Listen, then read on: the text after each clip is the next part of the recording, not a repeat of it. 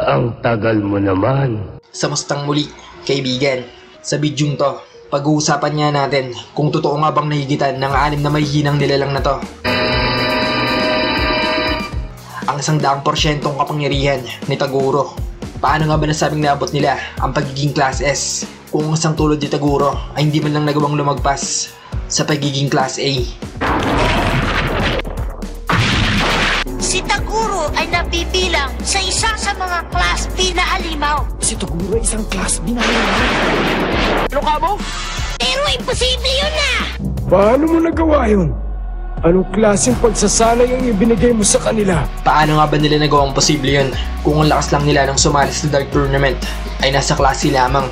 Masarap na pagkain, masarap na hangin, at exercise. Anong sabi mo? Exercise? Masarap. Tintigas ng goma ang pinakain mo sa amin ah. Nagpapatawa ka ba ha? Masarap na hangin. Di naman birong ensayo ang pinagawa mo. Bago natin masagot yan, balikan nga muna natin sila, isa-isa. Si Chu ay yung lasinggerong nakaharap ni Eugene sa unang bahagi. Bagamat lumalakas siya sa tuwing nakakainom, ang peak ng kapangyarihan niya nung panahon na yon ay hindi man lang aabot sa Class B. Sa tingin mo ba'y kaya mong tapatan ang lakas ko? Si Ringo naman nakakampi ni Chu ay ganun rin. Bagamat magaling sa pagmamanipula ng mga yoyo, walang bakas na mahigitan pa niya ang pagiging Class C. Ang sandata ko! Si Jinda ang isa pa sa mga nakaharap ni Eugene. Bagamat pinahirapan niya kahit papano si Eugene dahil sa kakayahan niyang lumipad, madali din siyang napabagsak nang tamaan siya. Idagdag pa na mahinang version pa lamang ni Eugene ang nakalaban niya nun. Umanda ka ngayon! Si Torio naman ang nakalaban ni Dennis na gumagamit ng yelo. Ang kapangyarihan niya ay nasa klase lamang. May iba pa akong lihim na paraan. Ganun rin ang magkakamping sila Suzuki at Shiwa Kamaru. Bagamat pareho silang nasa klase, pareho silang madalas na umaasa sa mga tinatawag na onggotongi item. Suya ako! Patagmo mo sana! Tumahimik ka pag hindi ka kinakausap. Sa madaling sabi, kahit magsama-sama pa sila at sabay-sabay na umatake kay Taguro, wala pa rin silang pag-asang manalo. So kung ganito nga lang sila kanina, paano nga ba sila naging malakas? Paano nila naabot ang pagiging Class S? Well, gaya ng ipinakita sa anime, malaki nga ang naging papel ni Dennis upang mapalabas nila ang tunay nilang potensyal. Wala akong pakialam kung gusto niyo magiganti. Ang importante ay matriple niyo ang lakas niyo sa loob ng 6 na buwan.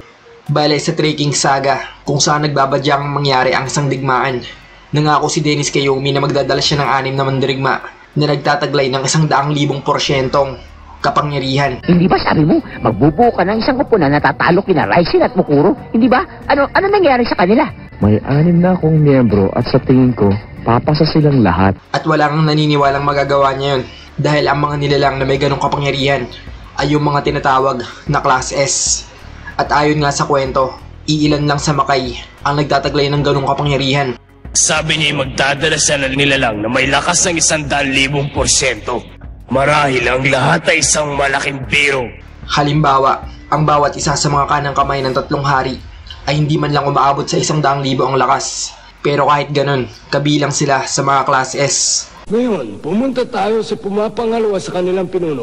Kay Mukuro, nasa kanila si Kirin. Sa hukbo ni Raisen, nandoon sa kanila si Hokusho. Para sa ating bansa, narito si General Sachi. Ayon mismo sa data ng kaharian ni Yomi, ang kanang kamay ni Raisen na si Hokushin ay nasa 36,000 lamang ang lakas. Ang kay Mukuro na si Kirin ay halos 90,000. Habang ang mismong kanang kamay ni Yomi ay nasa 37,000 lamang. Ang 3 pangalawang nilalang sa bawat kaharian ay hindi man lang sapat para maging kanang kamay ng hari. Pero lahat nga sila ay kumpirmadong mga Class S. Kung ginamit ko ang kapangyarihan bilang Class S na halimaw, baka tinapos na kita ngayon, Eugene. Kung ang mga halimaw na gaya nila na daan-daan taong nang nabubuhay sa Makay ay hindi man lang naabot ang 100,000 na lakas, paano makakahanap si Dennis ng tulad nun?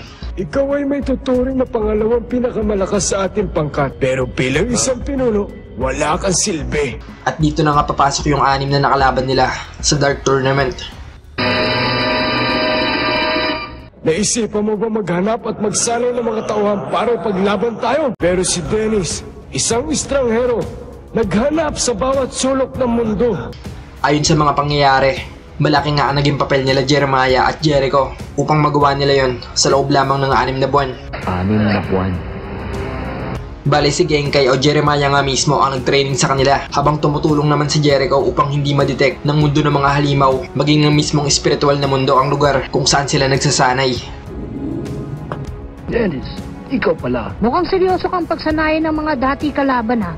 Hindi malinaw kung bakit inalis sa Tagalog version ang pagtitraining nila sa loob nun. Pero sa original version, ipinakita nga kung paano sila tinitraining ni Master Jeremiah.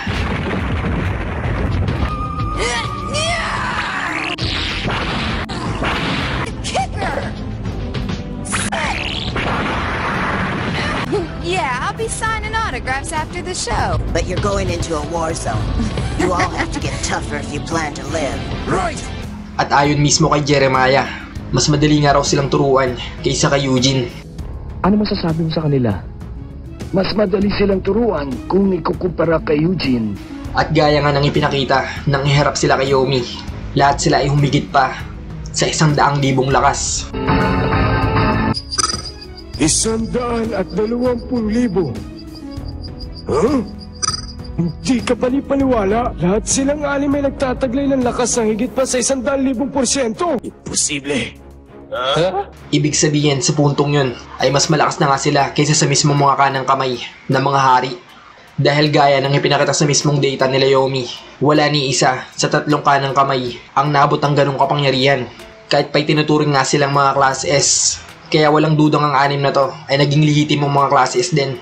Kahit pa sobrang bilis na nangyari nun, na parang imposible. Lumakas lalo ang kapangyarihan niya. Yun ay dahil sumailalim sila sa pagsasanib para talunin ka. Pero paano nga ba nangyari yon kung ang tulad ni Taguro ay hindi man lang naabot ang kalahati ng naabot nilang lakas? Ang mahalaga sa akin kundi ang lumakas ang katawan ko. Ang lakas ay kapangyarihan. Yun lang! Wala mang opisyal na sagot dito. Sa tingin ko, ito ang mga dahilan. Ano masasabi mo sa kanila? Mas madali silang turuan kung ikukumpara kay Eugene. Una, nagtraining sila sa tulong ng kaalaman ni Jeremiah at Dennis. You all have to get tougher if you plan to live.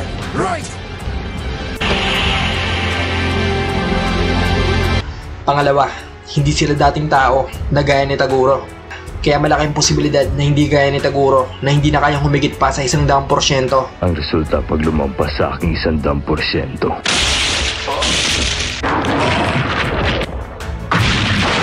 Maaring ang anim na to ay walang limitasyon sa kapangyarihan dahil purong mga halimaw nga sila.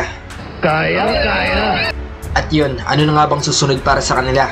Isa sa mga pinakamalaking dahilan kung bakit nais nilang maging malakas ay dahil nais nilang makalaban ulit si Eugene. Kailangan makaharap ko ulit si Eugene kahit anong mangyari. Dahil dun, kung patuloy na magpapalakas si Eugene, paniguradong ganun rin ang gagawin nila. Akong bahala doon. Mas malakas, mas umiinit ako. Parang yun nangyari lang kay Ryzen at sa mga kaibigan niya. Dahil hindi nila to matalo, ginawa nila ang lahat para maging malakas. Masaya ako na nagkaroon ako ng pagkakataon na lumaban kay Ryzen. Ganon din ang nararamdaman ko dati. Tama ka dyan! Kaya sa uli, nabiguman silang talunin si Ryzen. Naging sobrang lakas nilang lahat na mayahambing na nga sa mga hari ng Makai ang kapangyarihan nila. Kaya hindi nga rin malabong mangyari yon dito sa mga kaibigan ni Eugene. Anong ginagawa niyo dito?